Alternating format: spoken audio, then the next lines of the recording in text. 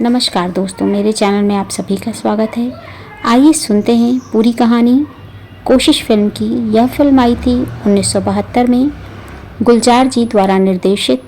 इस फिल्म के मुख्य कलाकार संजीव कुमार, जिन्होंने हरिचरण का किरदार निभाया था, और जया भादुड़ी जी, जिन्होंने आरती का किरदार निभाया, और उनकी माँ के रूप में दीना पाठक जी हैं आरती की माँ के रूप में, और उनके भाई के रूप में हैं असरानी। मुख्य ये किरदार हैं।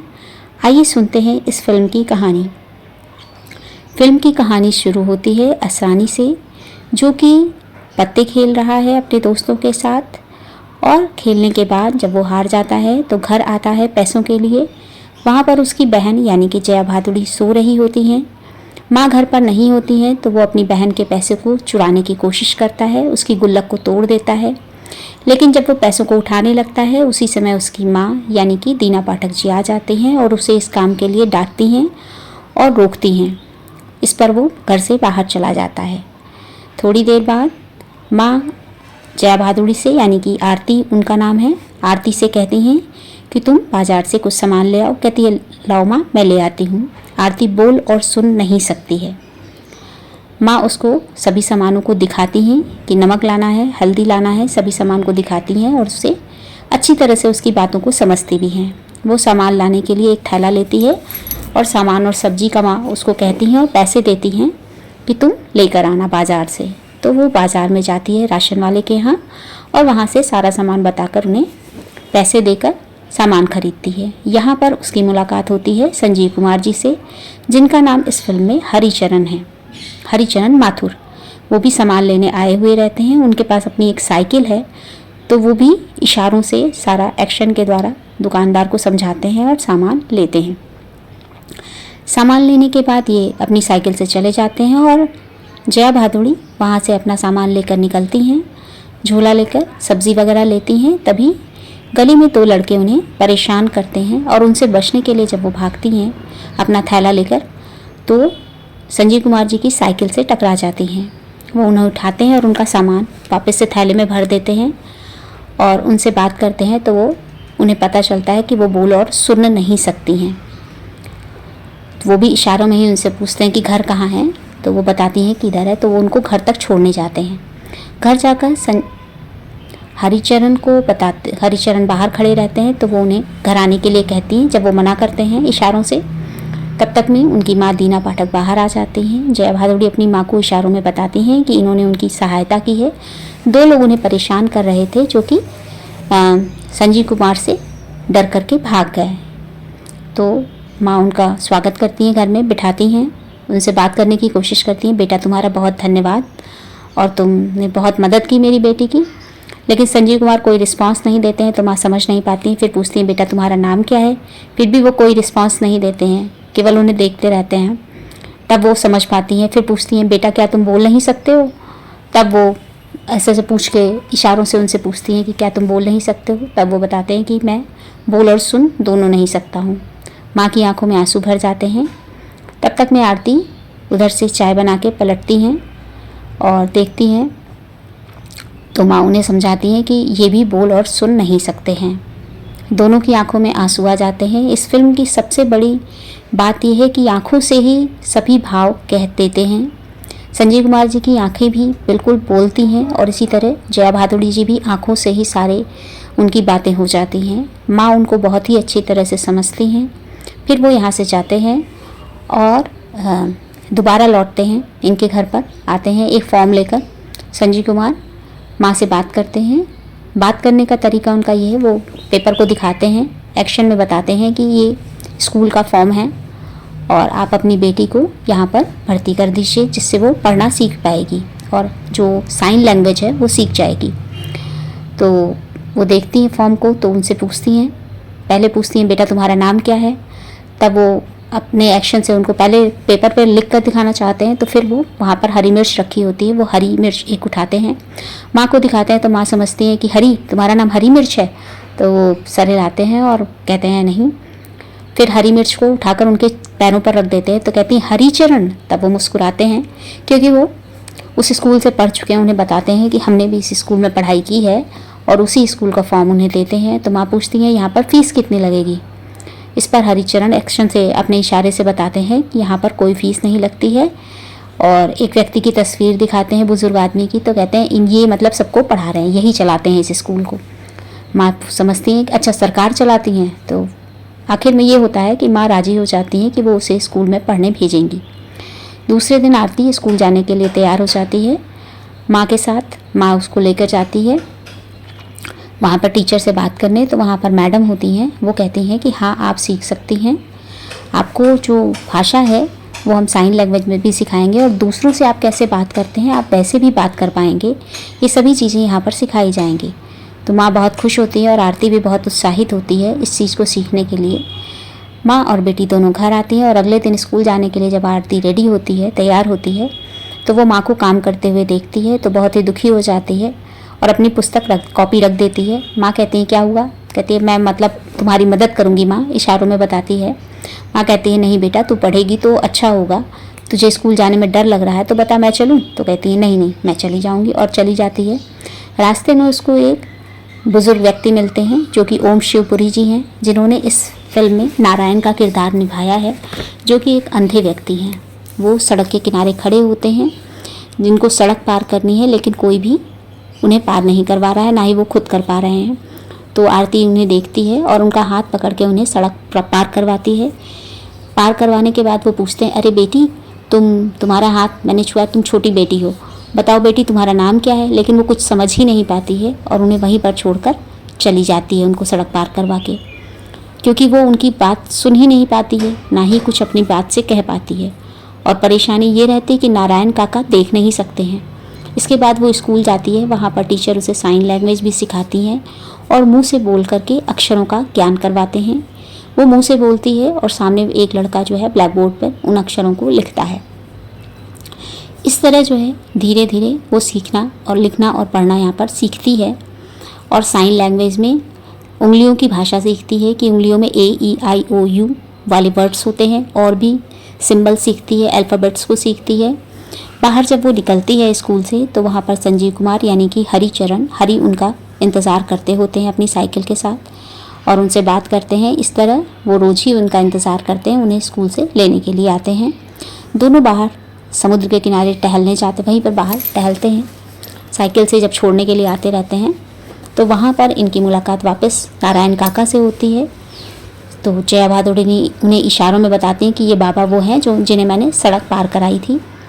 तब बाबा इन दोनों का हाथ टच करते हैं और पूछते हैं कि बेटा तुम्हारा नाम क्या है और तुम लोग बोल क्यों नहीं रहे हो? तो वो दोनों तो नारायण काका का हाथ संजीव कुमार अपने कान और मुंह तक ले आते हैं और हाथ हिलाकर समझाते हैं, उनके हाथ पर लिखकर बताते कि हम दोनों बोल सुन नहीं सकते हैं। इस तरह बाबा देख नहीं सकते हैं और ये दोनों बोल और सुन नहीं सकते हैं, लेकिन इनमें एक अच्छी दोस्ती हो जाती है।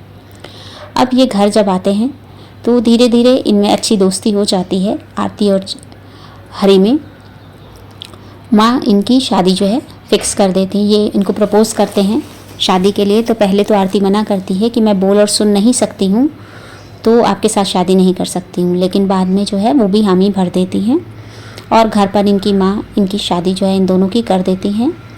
और शादी के बाद जो है इनकी ज़िंदगी में बातचीत, आपस में ये साइन लैंग्वेज में बात करते हैं और लिखकर भी एक दूसरे से बातें किया करते हैं।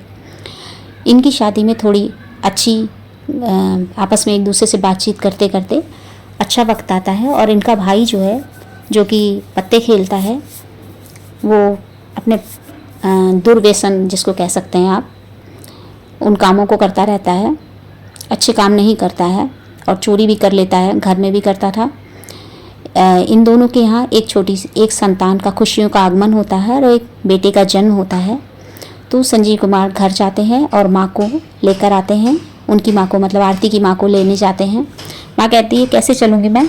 तो वो अपनी साइकिल पर माँ को बिठा लेते हैं और पैदल माँ के साथ आते हैं वहाँ पर लेकर अस्पताल में। यहाँ पर आरती और हरी दोनों ही माँ बच्चे को लेकर बहुत प्यार करती हैं और पूछती हैं अरे मेरा लाल मेरा नाती आ गया, बहुत खुश होती हैं।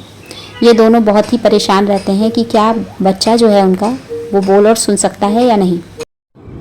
फिर माँ उन दोनों को बताती हैं कि बच्चा बोल और मतलब सुन सकता है, अभी तो वो छोटा बच्चा है तो रो भी रहा है। तो उन्हें लगता है कि अब हमारा बच्चा बिल्कुल ठीक है। दोनों बच्चे को लेकर घर में आते हैं। एक दिन हरी उनके बच्चे के लिए खिलौने लेकर आता है, लेकिन जो वो झुनझुना लाता है वो बच्चे के अगल बगल कान की तरफ करता है, लेकिन बच्चा बिल्कुल रिस्पॉन्स नहीं देता है। दोनों तरफ वो उसके कान के बजाता है, लेकिन बच्चा बिल्कुल हरकत नहीं करता है, केवल उसको देखता रहता है।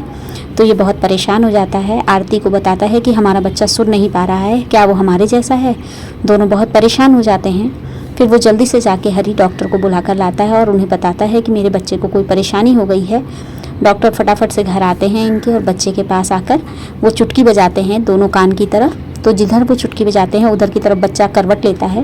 फिर दूसरी साइड बजाते हैं तो फिर से बच्चा करवट लेता है। तो वो उन दोनों को समझाते हैं कि बच्चा सुन सकता है, इशारे साइन लैंग्वेज में उन्हें समझाते हैं कि हाँ बच्चा बोलो, सुन सकता है तुम्हारा। तो वो खिलौना दिखाता है और फिर खिलौने को बजाता है। तो कहता है नहीं नहीं, आप गलत बोल रहे हैं, मेरा बच्चा सुन नहीं सकता है। डॉक्टर उसका झुनझुना बताते हैं कि इसके अंदर जो बजने वाला चीज़ है वो है ही नहीं, इसीलिए बच्चा नहीं सुन पाता है।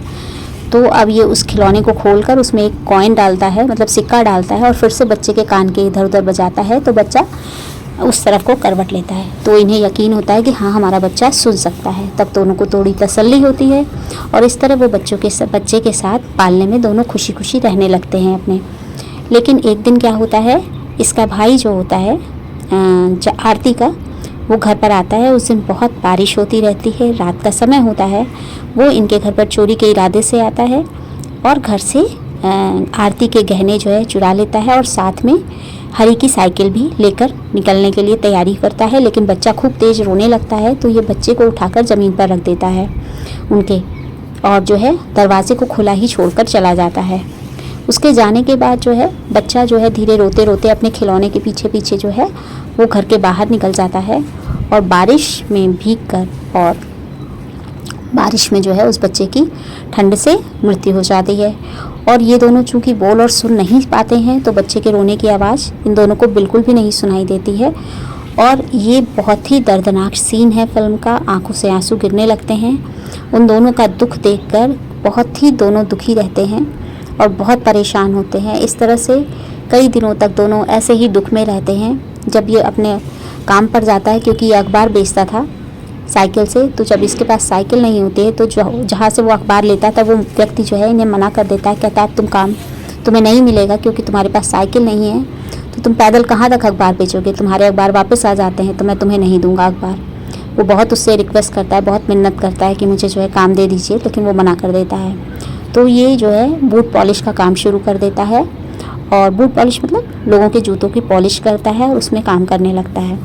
फिर एक बार जो होता है, इसको एक ऑफिसर रहता है, वो भी उसके भी ये जूते पॉलिश करता है। उनको उसे इसकी हालत देख के उन्हें बहुत वो होता है, और मदद करने के लिए वो अपने और भी सिपाहियों के शूज़ इसको देने लगता है, और वहाँ पर इसको काम मिल जाता है। इसे बहुत सारा काम मिलने लगता है हरी को, और ये बूट पॉलिश का वहाँ पर सिपाहियों के शूज़ को पॉलिश करता है।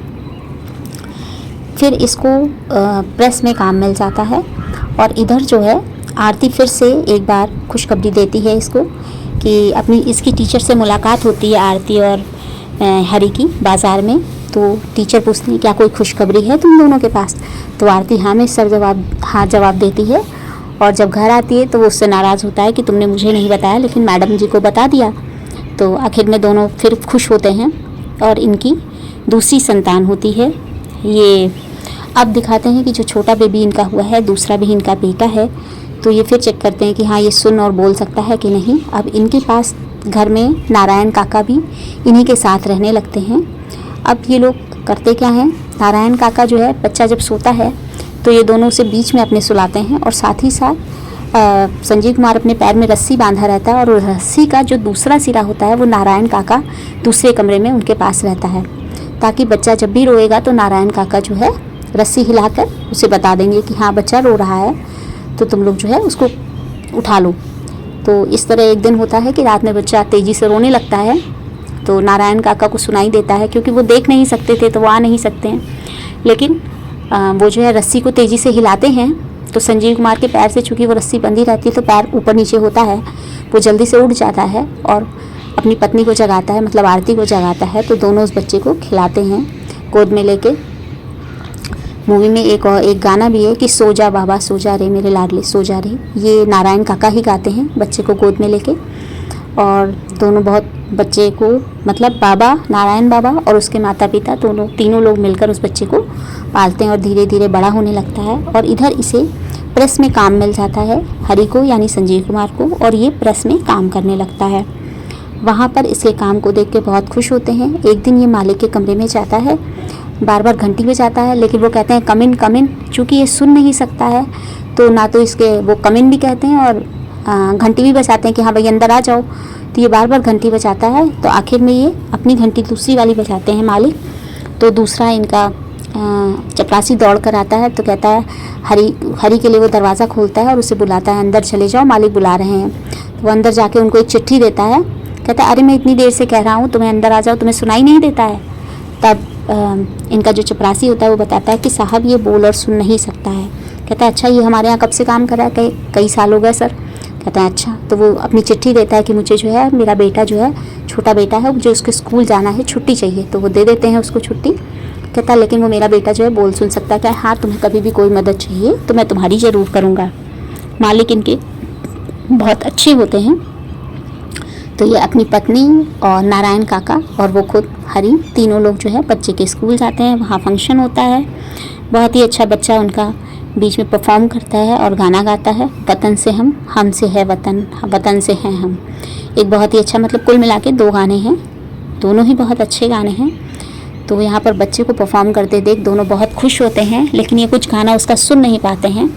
लेकिन बाबा को देखते हैं तो बाबा बहुत मुस्कुराते रहते हैं, तो ये बाबा की मुस्कान देख के समझते हैं कि बहुत अच्छा गा रहा है और बहुत अच्छा लग रहा है। बाबा इन दोनों बच्चे को चूँकि देख नहीं सकते हैं, लेकिन वो उसके बाद जब ये लोग घर आते हैं तो एक दिन ये बच्चे के लिए, अब इसको अच्छा काम मिल गया है, तो ये एक रेडियो लाता है और रेडियो में गाना बजाता है। तो बच्चा जो है गाना बजा के उसको ऑन कर देता है उनका बेटा, और उसको बजा के डांस करता है। और ये दोनों समझ नहीं पाते कि आखिर क्या कर रहा है, ये ऐसे क्यों हिल रहा है इतना ज़्यादा। तो संजीव कुमार अपना हाथ जो है रेडियो का जहाँ से वाइब्रेशन निकलता है वहाँ पर रखता है, फिर जया भादुड़ी का भी हाथ वहीं पर रखवाता है। मतलब हरी और आरती रेडियो पर हाथ रखते हैं और महसूस करते हैं उन तरंगों को कि उसकी वजह से आवाज़ निकलती है और हमारा बेटा उसको सुन के नाच रहा है।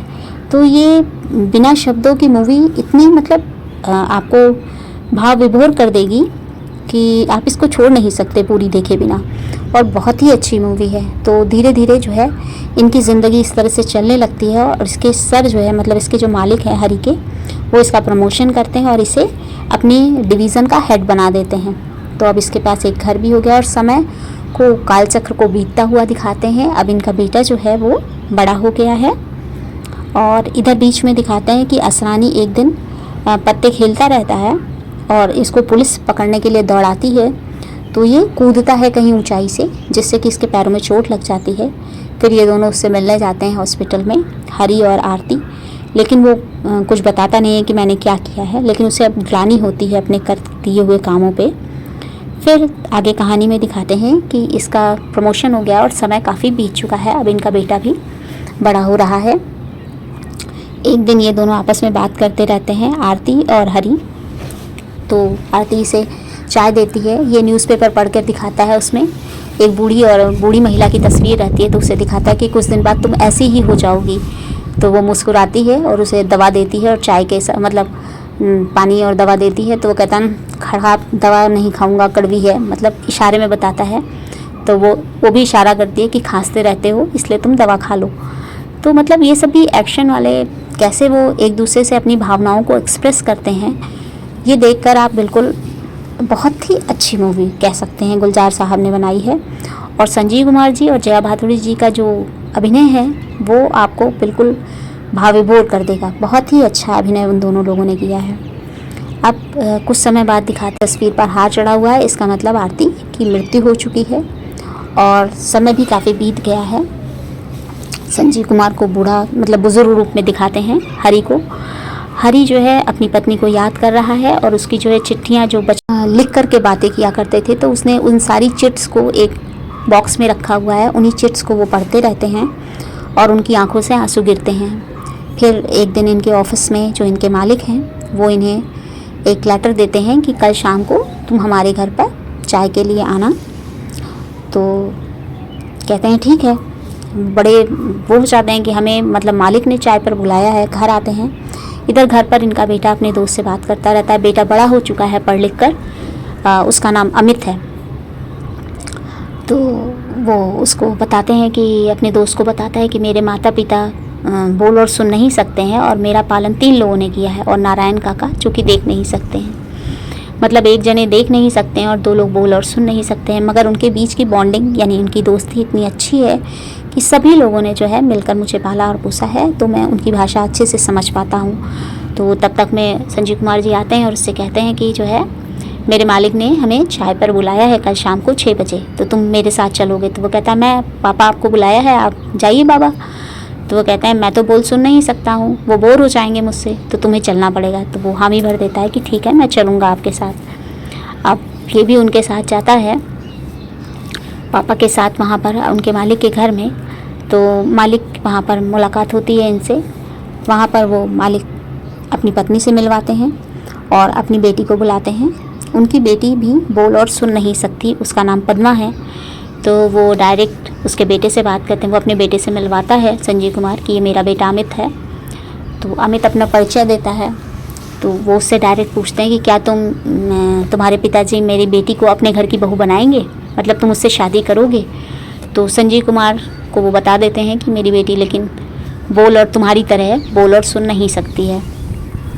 इस पर संजीव कुमार तो हामी भर देते हैं कि हाँ भाई मुझे तो अपनी बहू पसंद है, ठीक है, हामी भर देते हैं। लेकिन इनका बेटा साफ साफ इनकार कर देता है कि नहीं, मुझे उससे शादी नहीं करनी है, मैं बिल्कुल नहीं करूँगा, और कह कर के वहाँ से चला जाता है। अब संजीव कुमार बहुत दुखी होते हैं और फूट फूट कर रोने लगते हैं। हरी वहाँ पर रोने लगते हैं। तो इनके मालिक इन्हें सांत्वना देते हैं और गले से अपने लगाते हैं, कहते हैं कोई बात नहीं है, ठीक है। जब ये घर आते हैं तो अपने बेटे को एक ज़ोरदार थप्पड़ मारते हैं और उसे अपनी माँ की तस्वीर के सामने लेकर दिखाते हैं कि देखो मैं भी बोल सुन नहीं सकता हूँ और तुम्हारी माँ भी बोल सुन नहीं सकती है, पर हम दोनों ने तुम्हें छोटे से बड़ा किया है, इतना बड़ा तुम ऐसे ही नहीं हुए, तुम्हें पढ़ाया लिखाया है, सब कुछ तुम्हारे लिए किया है, तो क्या हम दोनों पूर्ण नहीं थे? सारा कुछ एक्शन से अपने बताते हैं, उसे समझाते हैं। तो इनका बेटा भी इस चीज़ को समझता है, वो परेशानी माता पिता की, और उसे वो अपने जो उसने मना किया था उस पर उसे दुख होता है और वो हामी भर देता है शादी के लिए। तो इसके बाद में दिखाते हैं कि वो फिर से वही दिखाते हैं कि उनकी शादी हो गई है बेटे की, सिर्फ सिंबल करके दिखाते हैं, और वो अपनी पत्नी को साइन लैंग्वेज में एक दूसरे से बात कर रहे हैं, और एक कोशिश नाम से यहीं से मूवी ये ख़त्म होती है। तो मूवी आपको कैसी लगी स्टोरी इसकी, और अगर मेरा सुनाना आपको पसंद आया है तो चैनल को लाइक शेयर सब्सक्राइब ज़रूर कर दें, और धन्यवाद इसे पूरा सुनने के लिए। मिलते हैं किसी और मूवी में।